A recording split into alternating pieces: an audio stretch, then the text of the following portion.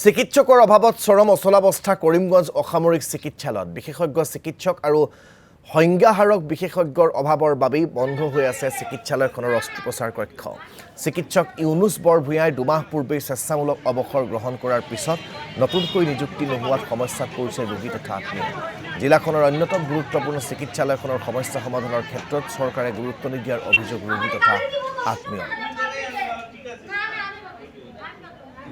বুঝতে হবে আমাদের এই করিমগঞ্জ সিভিল হাসপাতালে সার্জারি ডিপার্টমেন্ট বিভিন্ন ডিপার্টমেন্ট অনেকগুলো department medicine surgery gynae I ENT এগুলা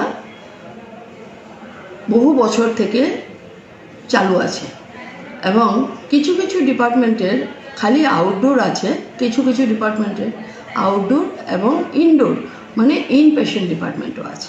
doctor Fazlul Karim, doctor BC রয়, ডক্টর আর বদ্দ এবং আমি ডক্টর লিপি দেব সিনহা, আমরা চারজন সঙ্গে আপনি বলতে পারেন ডক্টর ক্যাপি সিনহা অ্যানেস্থেটিস্ট যিনি এখন নেই, বেঁচে নেই, আমরা একটা হাসপাতাল চালিয়ে গেছি। এইখানে হার্নিয়া থেকে শুরু করে অ্যাপেন্ডিক্স থেকে শুরু করে গলব্লাডার থেকে শুরু করে অ্যাবডোমিনাল অপারেশন এবং অন্যান্য অপারেশন, ছোটোখাটো অপারেশন তো বলারই নেই, এমনভাবে করা হতো তখন আমরা এটাকে মোটামুটি